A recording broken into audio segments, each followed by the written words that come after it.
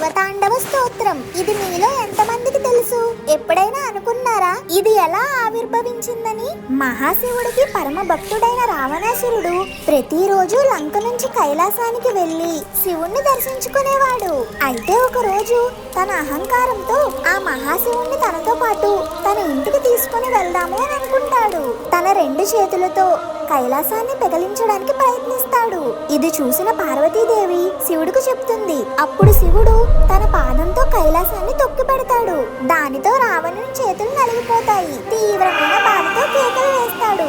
ఆ కేకలు అటు స్వర్గానికి ఇటు భూమి వైపు మొత్తం ముల్లోకాలు వినపడతాయి. ఆ స్థితిలో దాదాపు 14 రోజుల పాటు ఉండిపోతాడు. అలా శివుణ్ణి ప్రాధేయపడుతూ ఉంటూ ఒక ప్రదోష కాలంలో రావణుడు శివుని శక్తిని పొగుడుతూ ఒక స్తోత్రాన్ని చదువుతాడు. ఆ స్తోత్రంతో విశ్వమంతా పులకరించిపోతుంది. దాంతో శివుడు ఎంతో సంతోషించి రావణుణ్ణి క్షమిస్తాడు. అలానే రావణాసురుడికి రావణ అనే పేరుతో సత్కరిస్తాడు. అలా ఆ రోజు రావణు నుంచి వచ్చిన స్తోత్రం శివతాండవ స్తోత్రం. ఇది ఎంతో విశిష్టమైన స్తోత్రం. ఇలాంటి మరిన్ని ఇంట్రెస్టింగ్ ఫ్యాక్ట్స్ కోసం మన ఫన్మోజీ ఫ్యాక్ట్స్ ఛానల్ ని వెంటనే సబ్స్క్రైబ్ చేసుకోండి.